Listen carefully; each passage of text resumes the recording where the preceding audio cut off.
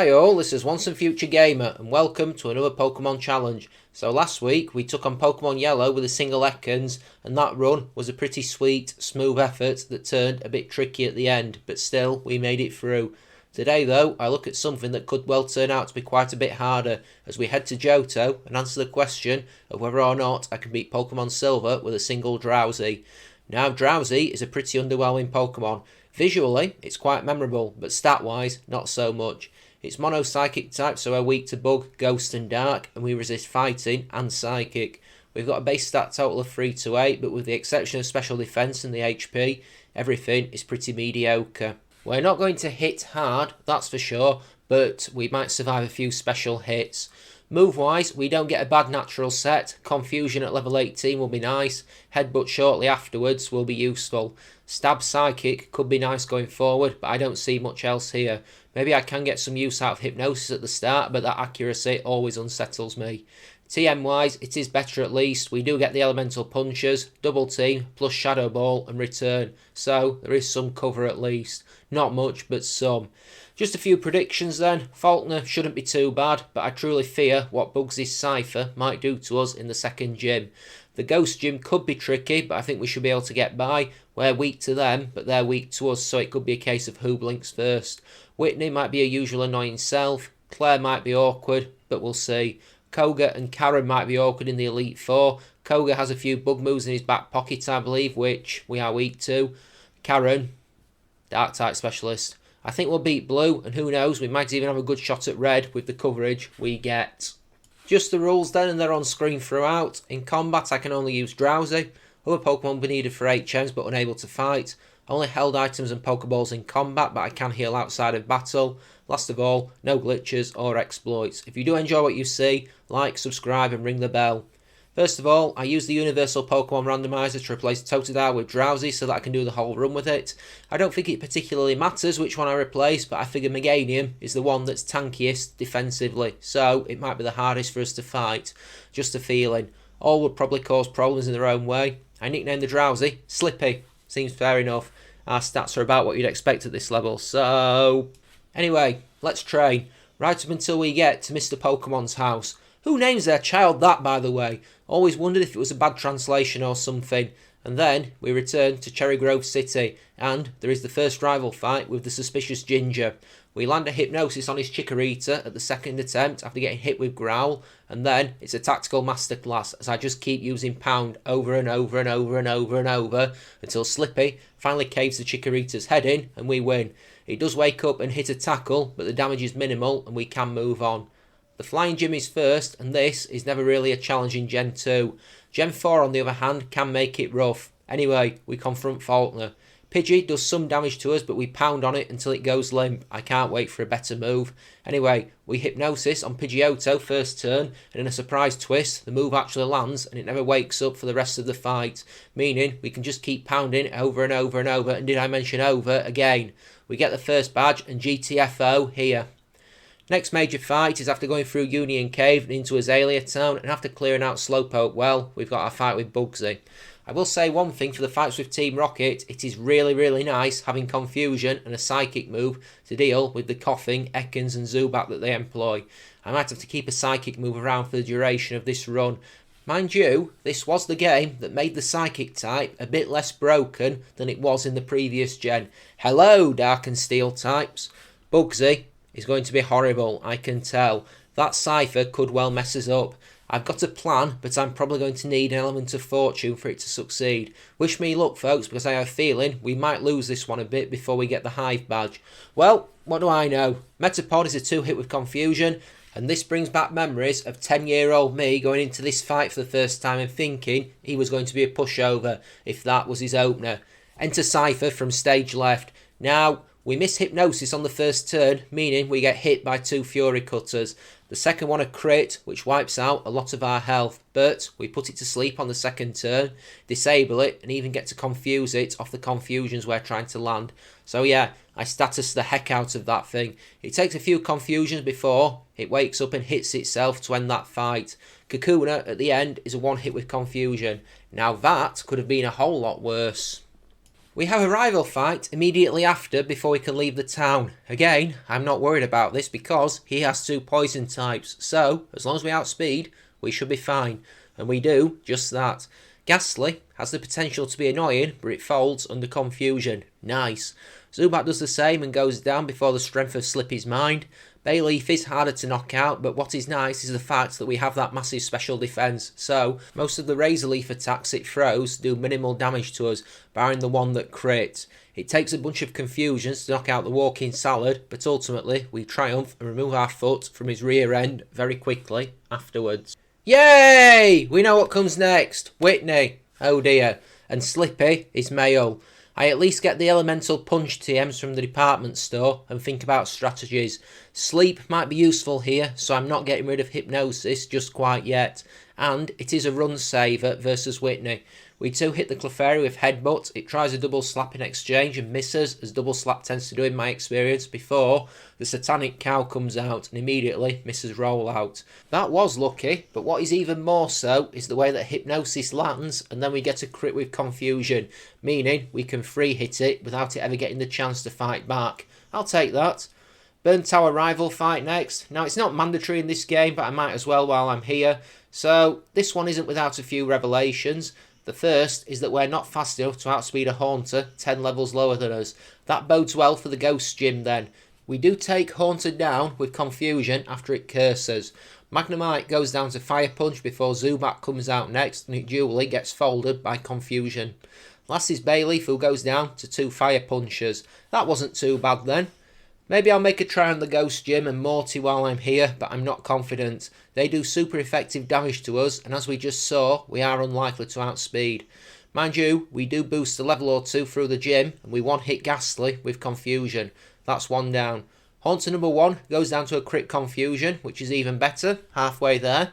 Gengar misses Hypnosis and then survives Confusion, which isn't good, before it hits a Shadow Ball that wipes out nearly half our health.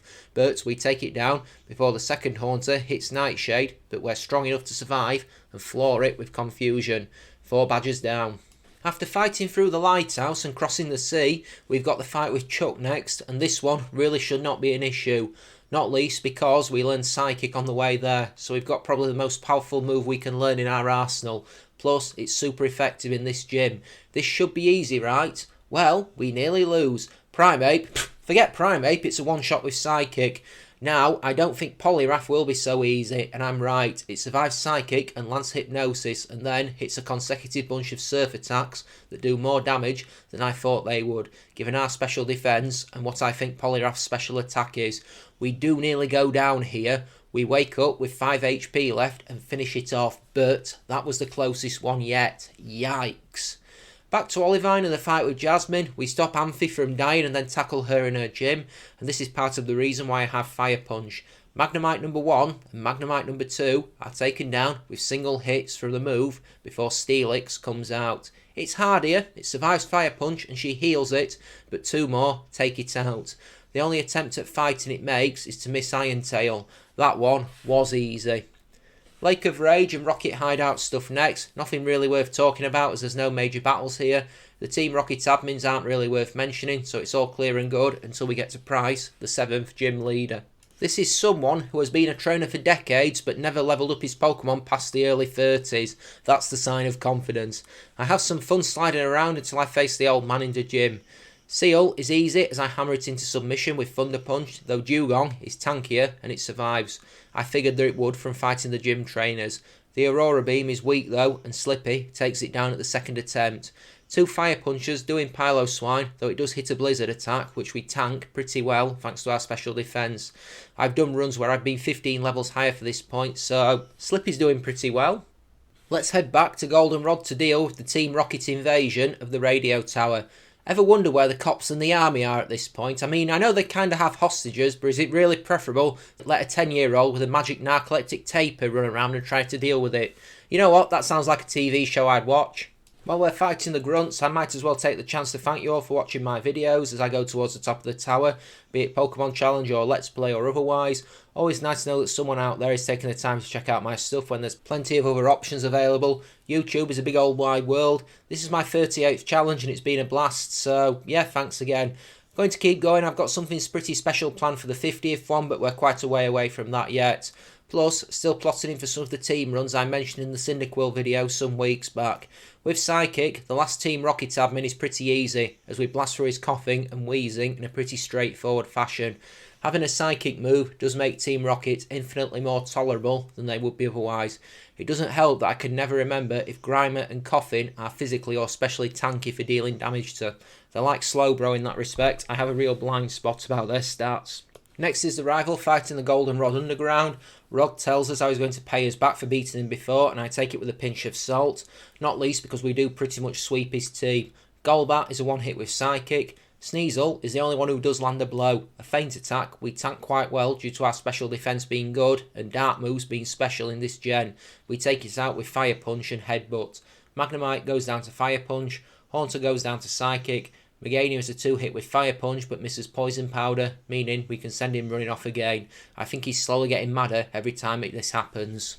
The man who would be Archer in HGSS has the potential to be a bit of a problem with his Houndoom. I guess we will see though. We're building up a bit of a level lead, so it might not be so bad. Houndour goes down to Headbutt, just a soul one. Houndoom is made of sterner stuff though, and counters with a feint attack after surviving the Headbutt. We tank it quite well, and then land another to take it down. Last is Coughing, who gets slammed into the ground by Psychic, and Archer immediately makes a tactical retreat and runs off, disbanding Team Rocket in the process. I guess we just made the region safer, that's a good thing I guess. Anyway, I've got a bit of walking to do to get to the Dragon Gym, and on the way I do a bit more training and also teach Slippy Ice Punch because that's going to be a pretty invaluable move. I also replace Headbutt with Return because I do want to keep a physical attack for something like, say, Red Snorlax, something that has good special defense. Our regular attack is actually better than our special, so it's not a bad thing. When it gets to the Claire fight, I have no idea how we don't lose this. We're not actually strong enough to one-hit the Dragonair with Ice Punch, even being 19 levels higher, but the first one fails with Thunder Wave. I try Return on the second one, and it narrowly survives before that too fails with Thunder Wave. Lucky! The third one does get one hit with Ice Punch before Kingdra comes out, and this fight, well, it was strange, as, until the end, all it did was try to use Smokescreen, and I go for a full array of moves, Psychic, Return and Thunder Punch to try and work out the best way of damaging it. 3 or 4 Smokescreens make this problematic, but ultimately, we do bring it down, only taking damage from a Hyper Beam, which Slippy shrugs off pretty easily. Well, I did every leader first try. Actually, the only fight which I have lost so far was the main Sage in Bellsprout Tower, and only then because I ran out of Pound PP and was trying to get to struggle so I could finish him off. Anyway, I head to Kanto to get to the Elite Four, but before we can even do that, Rod reveals his ginger head again, and this time I think he's serious about wanting to beat me. I put Fire Punch back on Slippy because it's infinitely more useful against him than Ice Punch is, but I'll probably replace it again ahead of the Elite Four, definitely ahead of the fight with Karen. The rival fight is pretty much a sweep as Sneasel goes down to Fire Punch, Golbat is floored by Psychic before Magneton comes out next and goes down to Fire Punch, Haunter is taken down with Psychic before Kadabra is knocked out by Return. Meganium is the only one who puts up even a slight fight, surviving Fire Punch and hitting Body Slam, but the second Flaming Punch knocks it out. In Indigo Plateau, here are our stats ahead of the Elite Four, and obviously that special defense is pretty good, but the rest of the stats are a little concerning. Speed and special attack are our worst, but at least the attack and defense are touching 3 figures. I think I might need to be stronger to beat. I think we'll do the first 3 no problem, but I think Karen will stomp us at this level. Agree? Disagree? Comment away. Let's see how we do. Psychic Trainer Will is first, and this fight took longer than I expected for a decisive result. The first Xatu goes down to 2 returns but counters with a Psychic, which Slippy easily shrugs off with minimal damage.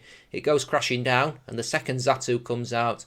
I start hitting Thunder Punch and Return attacks to lay it out, despite Will going down the cheat route and using a max potion. Jinx is a single hit with Return before Executor is next. It survives Fire Punch and throws up Reflect before a second Fire Punch takes it out. And last is Slowbro. I fling a Thunder Punch at it, it survives and go for Amnesia before a second Thunder Punch takes it down hard. That went well better than expected. Koga is next. I think this one shouldn't be too hard. We've got an advantage after all. This goes really well as we nail Ariados with Psychic and it duly goes down. 1 down. Horatrus is next, and this is the reason I wanted to keep Fire Punch for the moment. It's 4 times weak to the move and duly goes down. Next is Crobat, who does outspeed and use double team, but down it goes to a single psychic. That could have turned nasty very quickly. Muck actually survives psychic with a sliver of health, but only goes for acid armour, and we fire punch it down before Venomoth goes down to a crit psychic. Easy money. Let's move on to the next fight. Now, if the last one was simple, this one should be even easier in theory. I replaced Fire Punch with Ice Punch and storm out to face Bruno. What can I say about this fight? Let's just say Hitmontop went down to Psychic before Onyx was floored by Ice Punch. Hitmonchan was the only one who managed to land a blow with a Mach Punch before Machamp and Hitmonlee were both floored by Psychic. That was probably the easiest fight in the entire run so far. Karen, though, is liable to be a different story. She might only use 3 dark types, but her team can be tough. That Umbreon at the start has the potential to be very annoying indeed. Maybe it'll forego using Sand Attack in favour of trying to murder me, because I doubt we'll one-hit it. Thankfully, it does just that, hitting 2 feint attacks on Slippy. We hit 2 returns and a Thunder Punch to knock it out, but it did do some decent damage to us. Murkrow is a single hit with Thunder Punch before Houndoom is next, and it comes out to hit a Crunch which wipes out a lot of our health. Thankfully, Return gets a fortunate crit and we one-hit it. Gengar lands Curse, which is good, because if it had gone for a damaging move, things would probably have been bad before we take it down with Psychic. And then, when Vileplume comes out, we fire our last Psychic into it at point blank range and take it down. Woo! That went better than it had any right to. Think we can beat Lance at this level? It should be interesting to find out. Everything has gone too smoothly so far. Maybe this will be the wall. He was when I did the Ekans challenge last week. Gyarados gets smashed down by Thunder Punch. Pretty good so far. First Dragonite goes down to Ice Punch. Definitely good. There's 2 things in this fight that stop us from winning. The second Dragonite survives Ice Punch and paralyses us with Thunder Wave. That's the first thing. The second thing is Aerodactyl, who hits ancient power attacks and gets the dreaded stat boost. We very nearly take it out with 2 Thunder Punches, but Paralysis just about stops us from doing the required damage. I guess we'll need a few more levels then. It was a good run though. I grind up and then fight my way back to Lance, going in at a nice level. Had a bit of trouble with Karen on the way through, thanks to her Umbreon deciding that Sand Attack was a good idea this time, but I think we should have better fortune thanks to the levels we attained. Gyarados and the first Dragonite go down the same way they did previously, and this time we're strong enough to one-hit the second Dragonite with Ice Punch. Aerodactyl is a 2-hit with Thunder Punch and counters with a Hyper Beam, but when Charizard comes out, I call for another Thunder Punch and we get a crit, taking it down in 1 hit. The last Dragonite goes down to Ice Punch, and with that, we've beaten Lance, the champion of the Pokemon League. We get a nice shiny trophy, and me and Slippy go and enter the Hall of Fame, having to avoid the radio press on the way out. The credits roll, and that's the end. Except it's not, because we're going to make the run on Blue and Red in Kanto. Blue is about the only Kanto gym leader worth talking about, because the rest are pretty weak, weaker certainly than the Elite Four. After ratting around the region and getting the badges, I go into the fight with him at level 80. Pidgeot is a bit worrying as it survives Thunder Punch and counters with a mirror move, and I hold my breath that we don't get paralysed. Thankfully, we don't, and another Thunder Punch takes the bird down. Alakazam uses Reflect and lands a Psychic attack that Slippy easily shrugs off before taking it out with 2 returns. Rhydon is a 1-hit with Ice Punch, and Gyarados up after goes down to a Soul Thunder Punch. Executor is annoying. We can't quite one-hit it, but we do freeze it with an Ice Punch. Unfortunately, Blue starts spamming full restores, which is annoying, but eventually he gives it up and we do take the walking coconut tree down with more Ice Punches. Very annoying. Arcanine, I don't have a super effective move for it, so I just blast it repeatedly with Psychic until it goes down. It does land a Flamethrower, but again, it doesn't do too much damage and we walk away with the win. Just the fight with Red left then. I fight my way to him. I'm not convinced that we'll be able to do it here, but I suppose we'll see. I think if we can get past Pikachu and Espeon without having our attack wrecked and his defences raised, we shouldn't have too much of a problem. Okay, so that immediately happens. We're not fast enough to outspeed Pikachu and immediately get hit with Charm, and that probably screws us for the entire fight. It's even worse when we get paralysed by Thunder. We do take Pikachu out with Return and Psychic, but the damage is done. Espeon is a slugfest, as it and Slippy trade blows for ages, Thunder Punch and Psychic attacks being landed to little avail.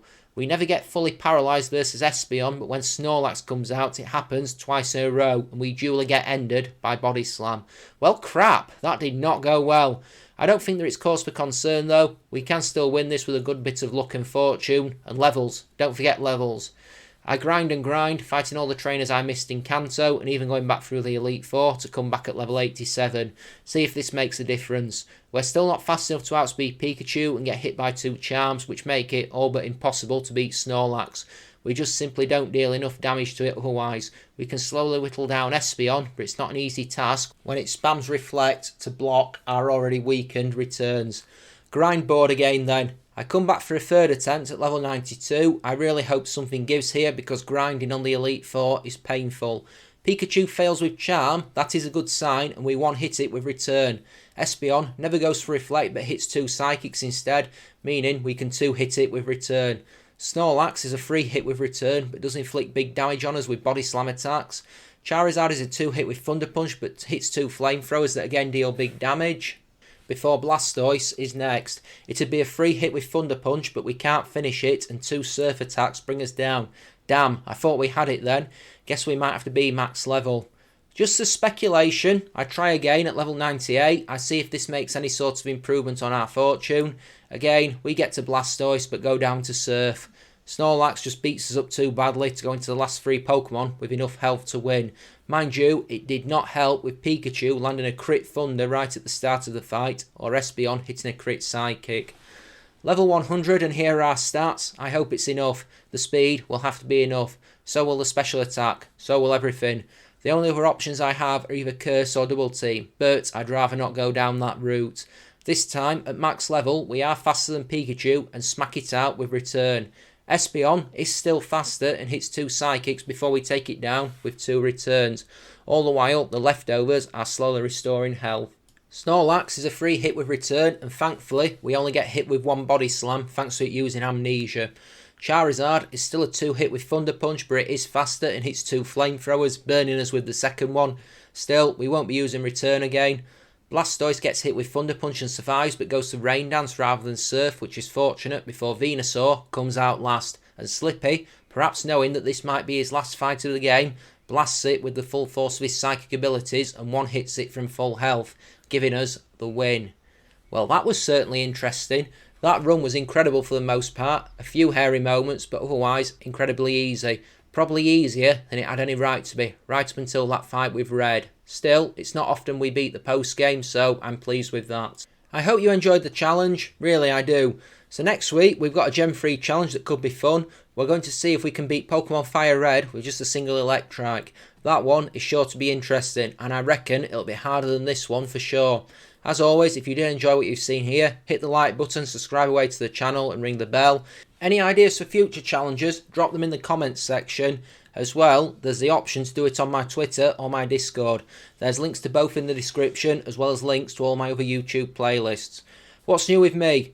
Currently, I am Let's Playing 4 separate games on the channel. I'm still managing to squeeze some life out of Pokemon Legends Arceus, as well as having a playthrough of Pokemon Jade, plus doing Resident Evil 4 and Star Wars Jedi Fallen Order. I think I might have to finish off the Spyro playthrough at some point too. A lot of stuff going on, feel free to check it out. The channel has nearly been going for a year now and it's still small beginnings, but getting in on the ground is a good place to get in, or so they say. But yeah, I'm still having fun, I suppose that's the main thing. You know what, this seems as good a place as any to stop, so that's what we'll do. Until next time, this has been Once and Future Gamer, and this was Pokemon Silver with a single Drowzee. Take care folks, see you next time. Au revoir, have a great weekend, see you when I see you. Be next week. Bye bye now.